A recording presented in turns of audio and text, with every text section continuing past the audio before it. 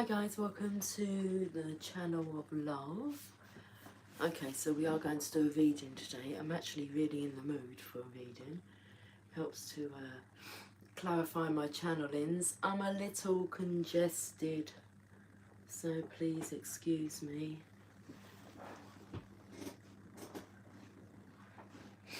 Okay, I was just sorting myself out. I just, was going to say twatted my knee on the door a few moments ago, which hurts.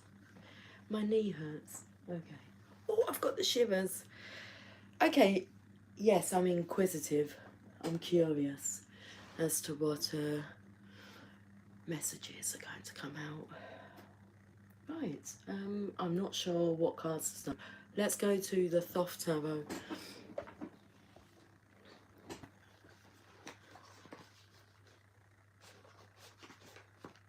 Okay. The Chariot card. With instruction booklet. Let's give these cards a shuffle while I sit back and relax.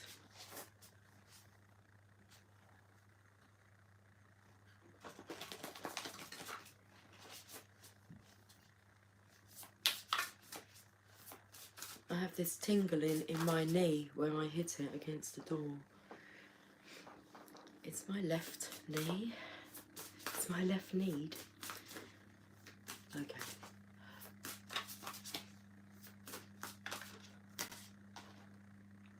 Yeah, this energy I've been drawn to today. Well, it's been drawn to me. That's interesting. I've been...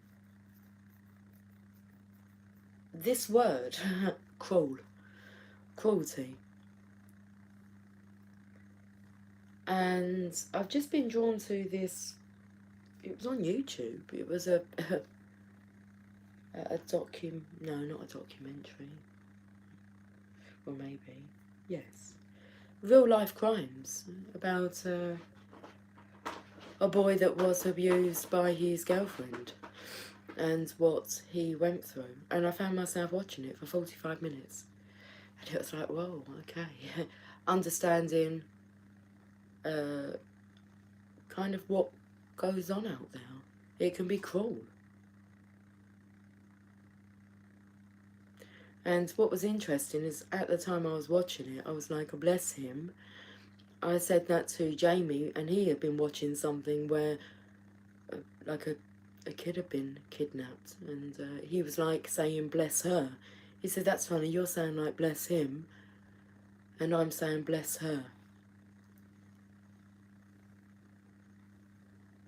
And the amount of bless yous that have come through, because I can't stop sneezing. Well, I can stop sneezing. I go through spouts of sneezing, but they're different sneezing. It's like a congestion sneeze rather than a bless you. Cruelty.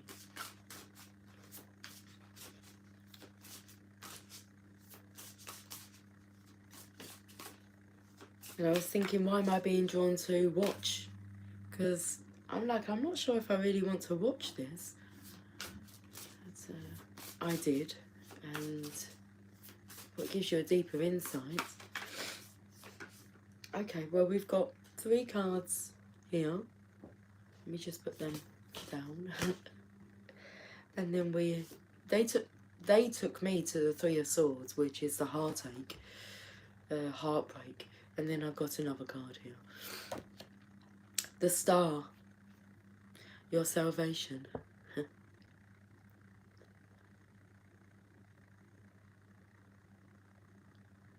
So this is more of a contrast energy from the cruel energy, the cruelty, because this feminine would bend over backwards for you.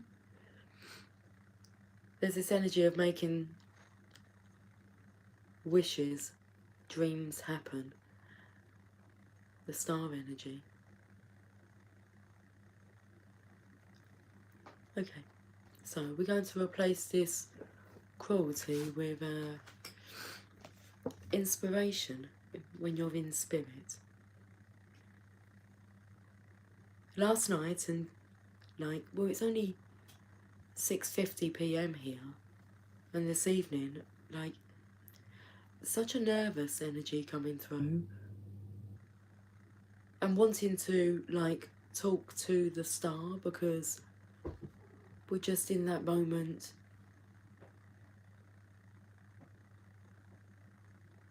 She makes things shine. She makes things better.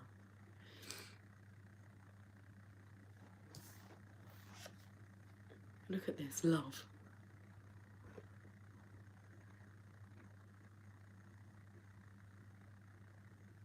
This energy is just bursting forth. I just want to be loved. It's not only about being loved, it's about being able to love. If you've got a whole lot of love inside of you, that's wanting to be expressed.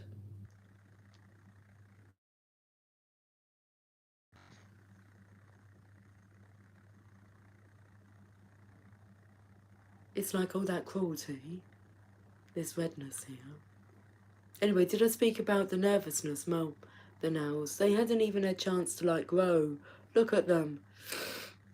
Anyway, we won't talk about that. We can talk about love. It dispels all negativity, cruelty.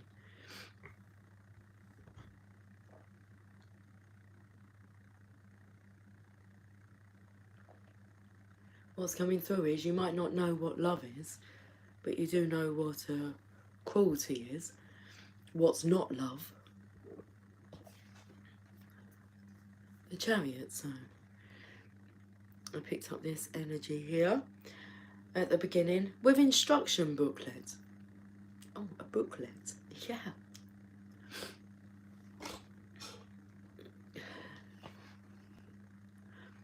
Let's have a look at this card rather than just... I'm going to have a look at the box. You can look at that card. I'll study this one. And we'll see what we see.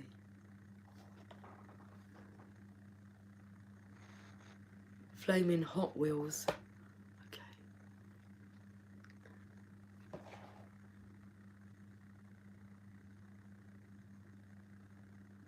Interesting. Because normally it's two sphinxes, but that is... I believe we've got the bull for Taurus. You've got the eagle for Scorpio. You have the angel for Aquarius. And the lion for Leo.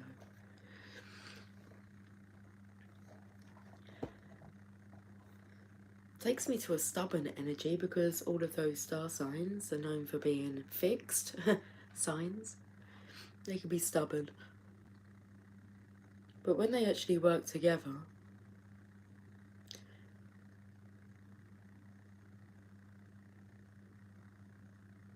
there's this passion here that's boiling up. Looks like he's got the measles.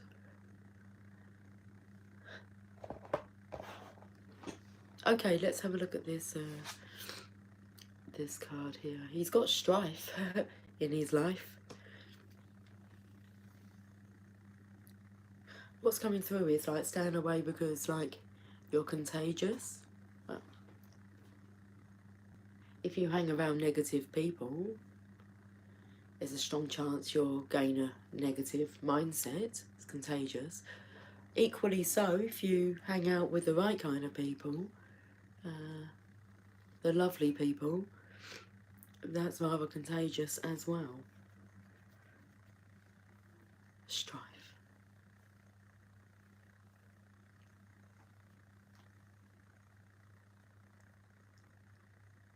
Biting her nails again. Please stop it. And that includes the skin as well around your nails.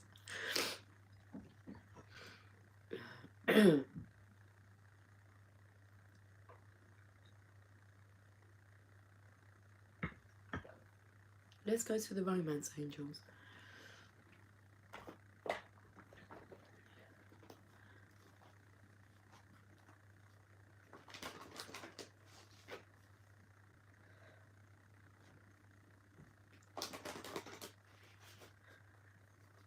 10 o'clock this evening. Oh my goodness, I feel like I'm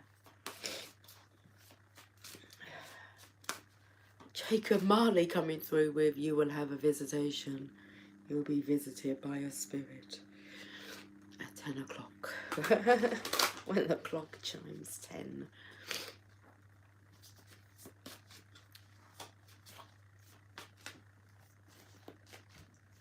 When Big Ben strikes 10.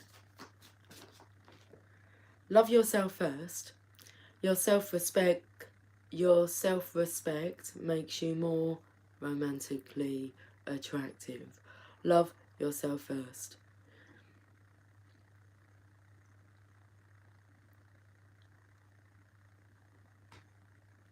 Self-respect, especially if you're being treated unkindly. You're not here to tolerate that.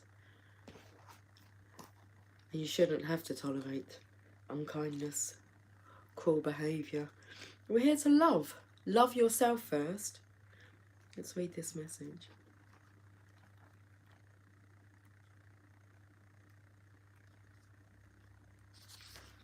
Let me just get my glasses.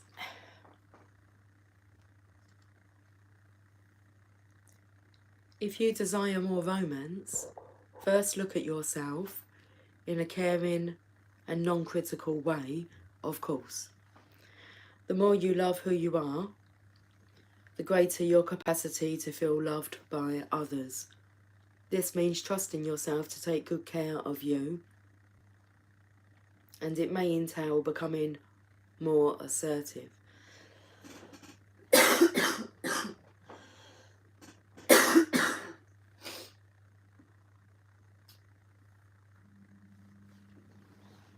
apologise. Oh, the throat is really tickling as I'm reading. We're going to have to go with it. And work through it. Okay. Don't worry, you can still be very lovable while affirming your boundaries. Perhaps this means spending some time alone instead of in a relationship. During this period, you can delve into introspection to understand the patterns of your love life. Ultimately, you can take responsibility for attracting and agreeing to every relationship you've had. To heal your heart, find the blessing and lessons you've gained from each one.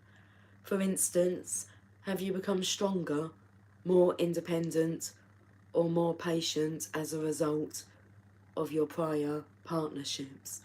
If so, let everything else from the past go, except for the lessons and the love.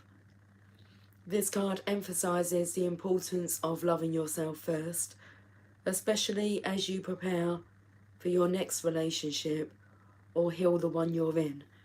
As you gain self-respect, you'll begin attracting more loving people into your life. This will lead to healthy friendships and romances based upon mutual respect. Bear with me, my nose is running now. Okay.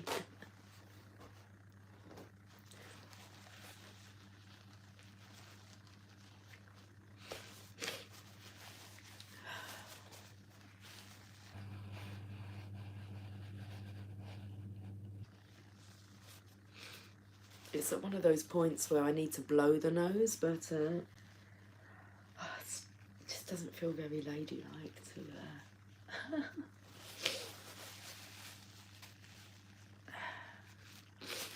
sound like a trumpet. Or you'll hear the congestion. Anyway, I'll try not to snort too much. Let's just have some coffee. Cheers to the channel of lovers.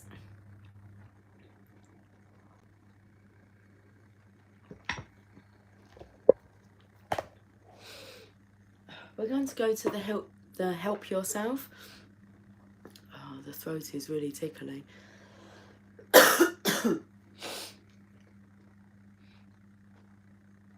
Okay. Right, let's see if we can actually read without the congestion. Okay, let me get a card from the Heal Yourself reading cards. We have rejection. Card number 13.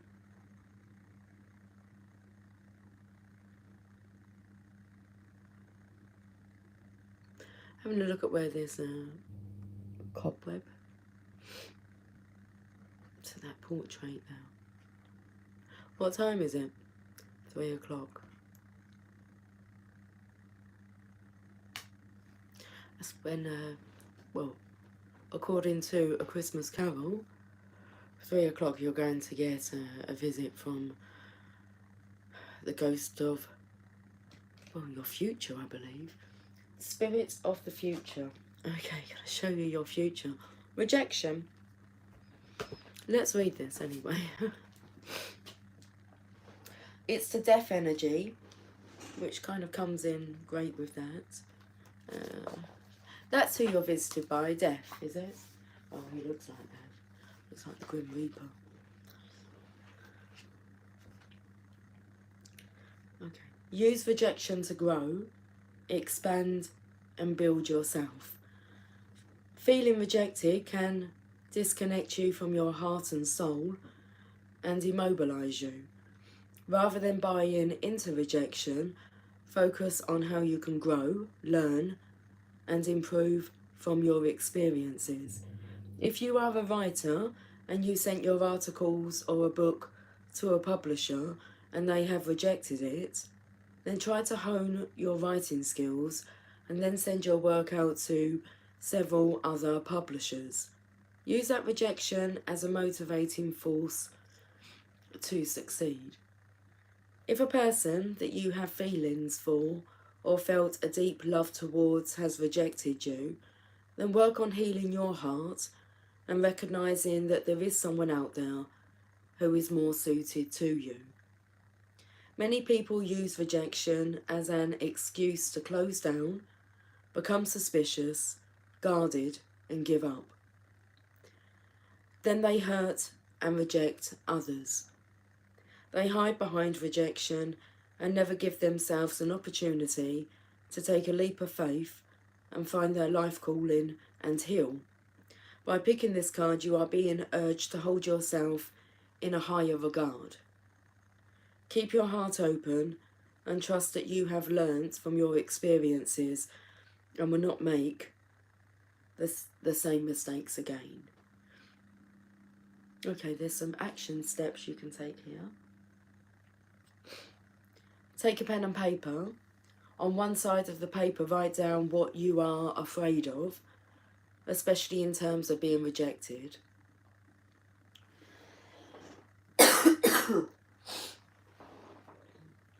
Excuse me. On the other side, record how you can use rejection to succeed. Then take action with confidence that rejection can be your friend. Okay. I've looked at the bottom of the deck. Victim consciousness, card number 12.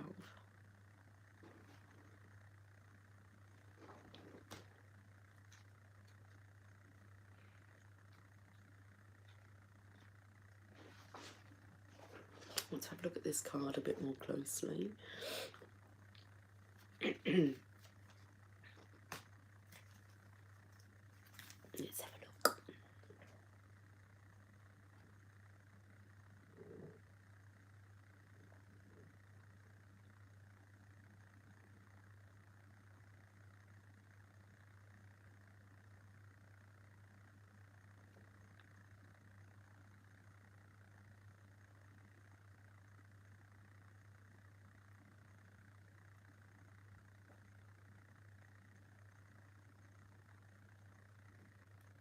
Hello.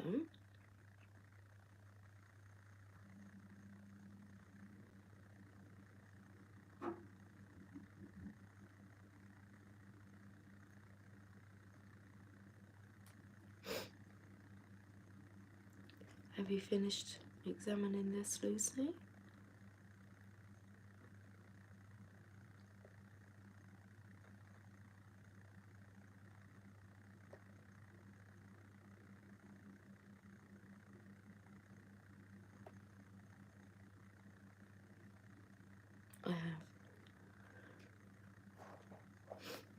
Victim consciousness, card number 12. Stop blaming others and take responsibility for what you are creating. It's easy to think that life is unfair and point a finger at others. If you hear yourself saying, life is unfair, bad things always happen to me, I'm not good enough, nobody cares about me, why me, I can't do what I want to do, etc., then you are losing your power, nourishing your victim aspect, and ascertaining your place in the victim club.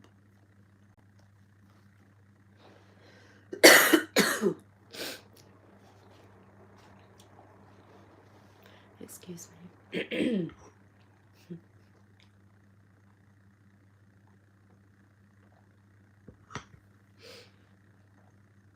Your inner victim can stop you from moving forward by creating dramas, making you judge others, telling you that you don't deserve better, and keeping you stuck in a financial rut.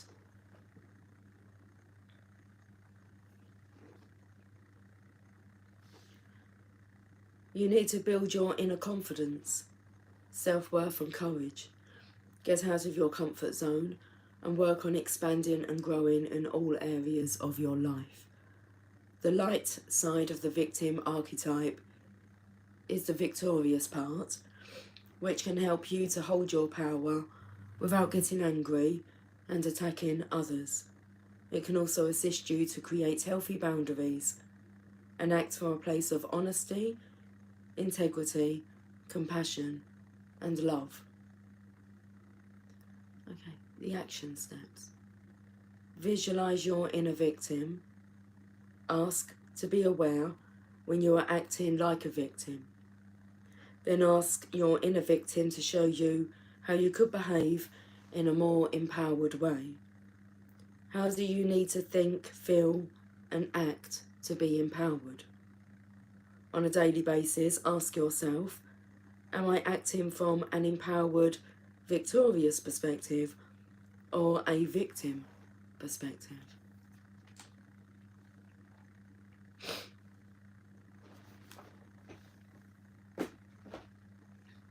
Very interesting. Let's go to the Channel of Love cards. The Major Arcanas and the Court cards, so we can have a look at the characters. Well, there's a student, and he's awake. Well, he's awakening. I said he is awakening. Well, doesn't necessarily have to be a him, but it is the Hangman, and it is card number 12. We do have like this face here, this masculine's face here.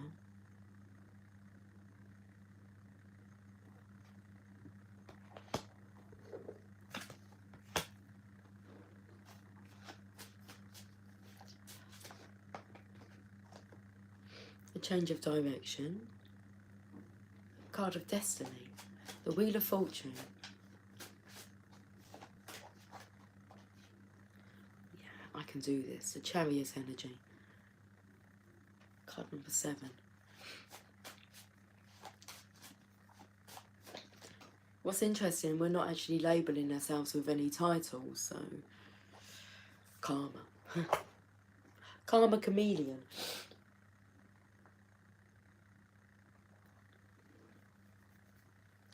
That's a Justice card in this deck.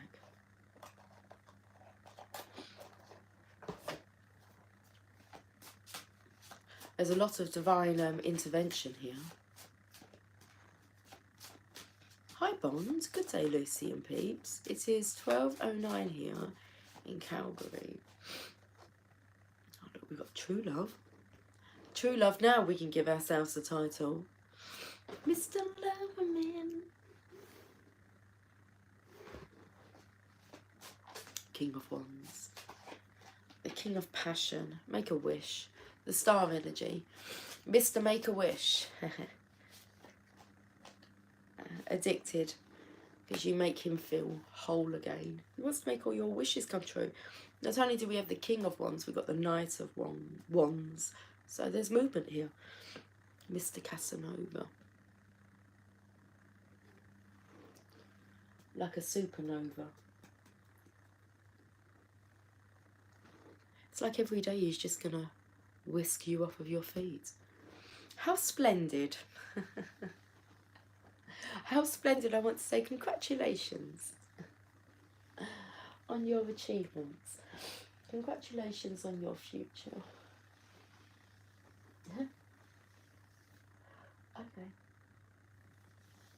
I'm taken to the book You'll Believe It When You See It.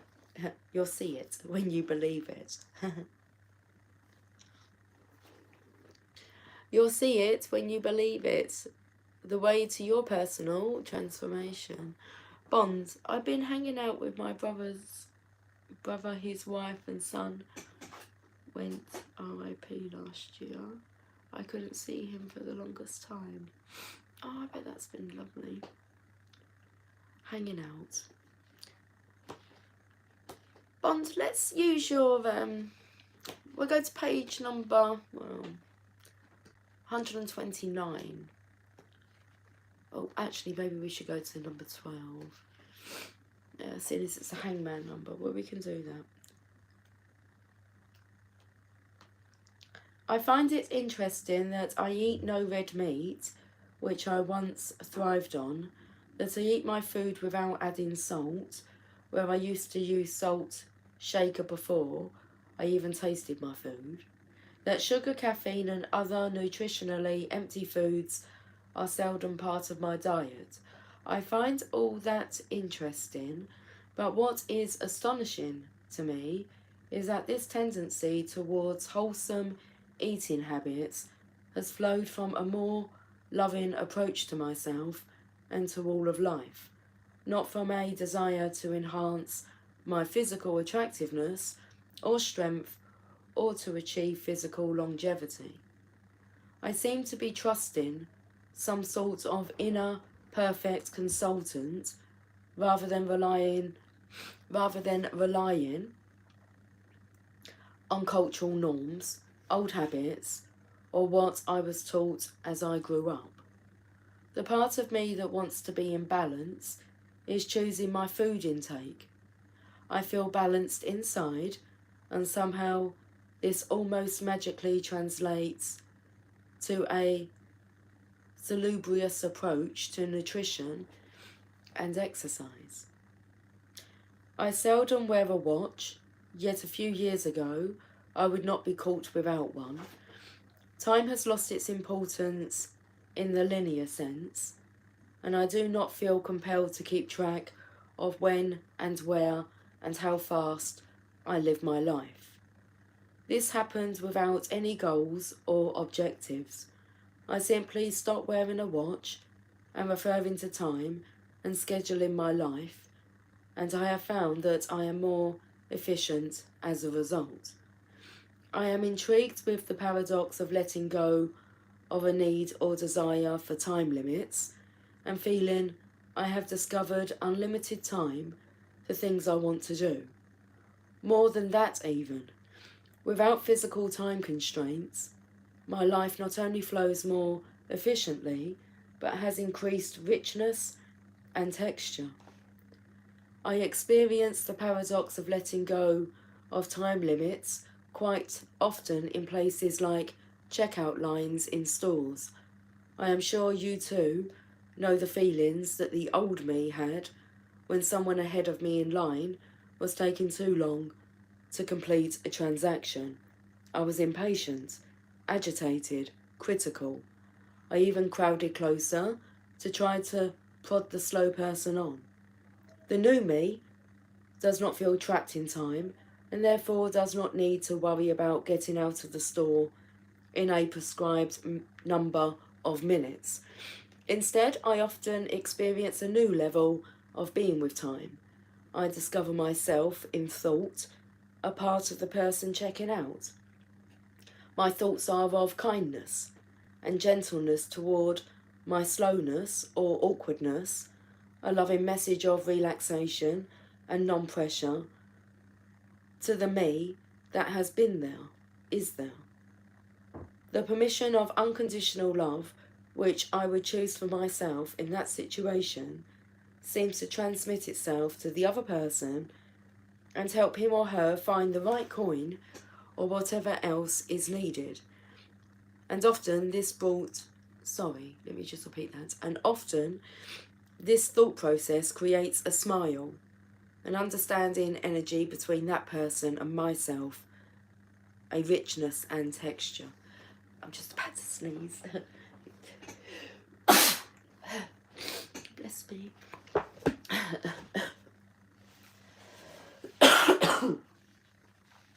Okay. We're going to go and try. We're going to go and try. Okay. I'm going to try and read page number 129. Interesting. Page number 66 is dog-eared. My first contact with oneness. Okay, I'm not going to read it, but I'll read that part. My first contact with oneness. 129. It's so interesting. Because I will tell you,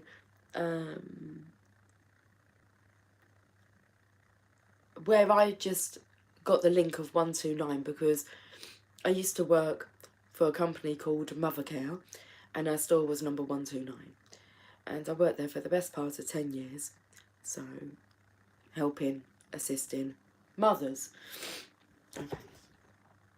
On page 66, which is dog-eared, although it's a few pages dog-eared there, not just, but 66. Ooh. My mother's mother holds a very special place in my heart. So that's what it took me to. But I'm going to page number 129, which, well, it's obviously the beginning of a chapter, which is detachment. Chapter 5. Anyway, this doesn't say that about detachment. It hasn't got a title, which is interesting because the title didn't come out until True Love. You can call yourself a Mr. Loverman or Mr. Overman. Well, let's read this. Well, it's like two paragraphs. You would think that in a land where everything is bountiful, the people would have an eternal lock on happiness and fulfillment. It seems only logical that we here in the affluent West should indeed be the happiest people on the planet. We consume a large percentage of the world's natural resources. We have the highest standards of living in the history of mankind. We have abundant supplies of refrigerators and television sets and automobiles, and these things, which we have come to think of as necessities, are in fact luxury items for some 90% of the world's population. Relative to most other people on the planet, we are rich beyond their dreams. Still, we are not blessed with contentment, happiness, and joyousness. How can this be? It seems to me that the more materialistic we become, the less trusting we are as a people. The more we have, the less we are inclined to focus on communicating basic human values. Instead, we shift our emphasis to the wallets and possessions of ourselves and others. Should I carry on? I want to carry on. Let me turn the page. When we have very few possessions, we are compelled to deal with each other and look directly into one another's eyes, there being nothing of a material nature to distract our gaze. As we accumulate more and more, our eyes shift to our possessions and away from one another's humanity. Consequently, in the most materialistic society in the history of humanity, we have very high levels of loneliness and despair. As we have shifted our emphasis away from human interaction, we have also produced one of the most violent cultures in human history. Loneliness and violence seems to be the natural offspring of an excessively materialistic society. The most important questions you can ask regarding your place in this culture are: how can I be a happy, loving, fulfilled human being and still function within the materialism that seems to define all of our social structure? Is it possible for me to live my life with inner joy and harmony within a larger context of greed and accumulation? How can I accomplish a daily life of love and harmony and, yes, success, when I seem to be surrounded by people who beget loneliness and violence in their perpetual pursuit of more? I believe the answers can be found in detachment. Detachment is an underwritten fact of the universe which is always operating. The question is whether or not you are willing to tune in to it, make it operative in your daily life. In our highly materialistic society, detachment is a principle that is easily rejected by those who are still chasing more and more success. It is something that many scoff at because it challenges the very fabric of their lifelong traditions and beliefs. Please understand that I am not contending that the accumulation of material wealth and possessions is evil. Having attained wealth after impoverished beginnings, I delight in the harvest that has come from having made a great deal of money. It is satisfying and lovely.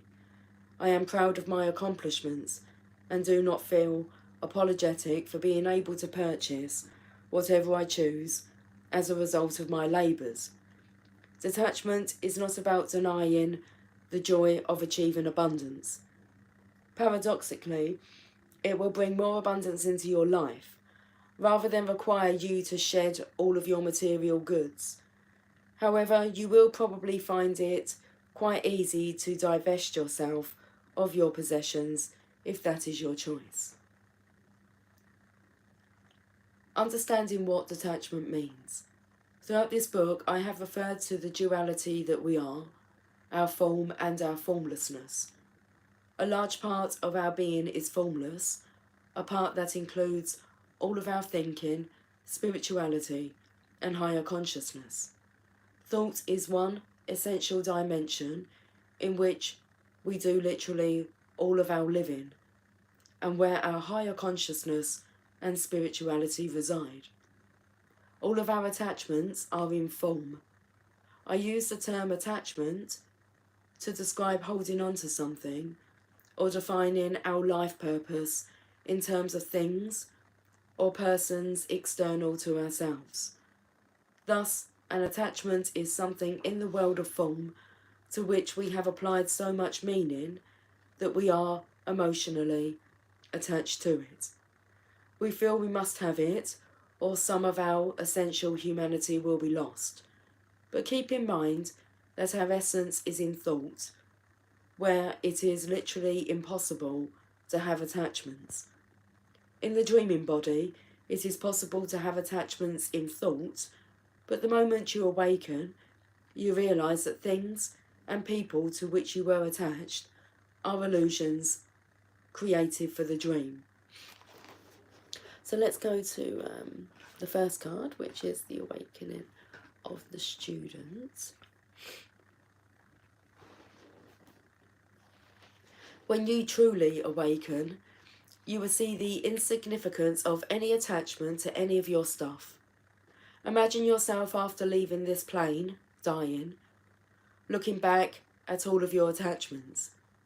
You can see how unimportant they will then be. Think of this principle of detachment in a like manner. Detach yourself from the need to hold on to things and people. In essence, you can never own anyone or anything. Every attachment is an impediment to living at a higher level of consciousness. On another level, attachments are responsible for reduced personal happiness and success. The more you can't let go of people and things, the fewer obstacles you have. The more you can let go of people and things, the fewer obstacles you have for your life journey.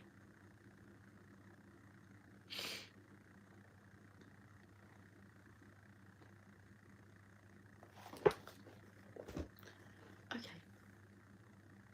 Right, let's finish off this reading then. How long have I been on for? I went off into a little zone then. Oh, that was quite enjoyable. Quite educational. I feel like my throat's really dry.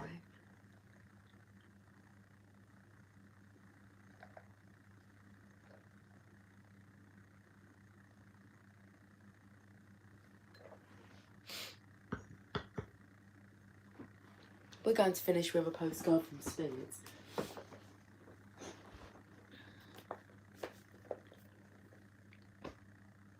Okay.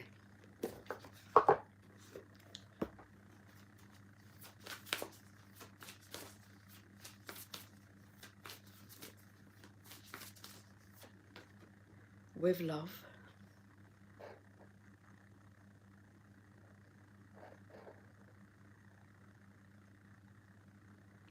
The stamp even says, with love.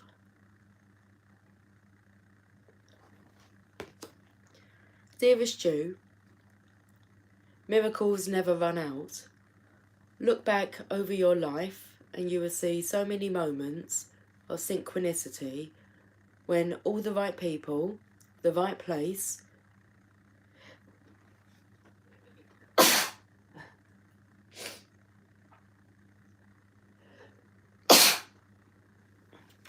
bless me twice, excuse me.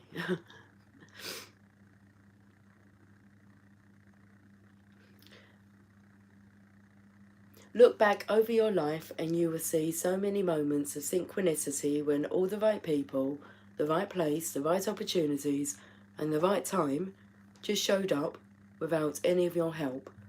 Think back to how you felt just before a miracle happened. You felt you were giving up, but it was more like a gentle surrender to whatever was about to happen. We want you to know that miracles are being concocted for you and you will never, ever run out of them. You just don't get to choose how they come, who will deliver them, when they will show up, and what they will do for you. All of that is our department. Spirit knows what is best for you and what wants to be expressed through you. You are incredible and amazing and a magnet for miracles. That would be a good mantra for you today. We're on it. Relax. If only you knew how much you were loved. Sigh. There's your message.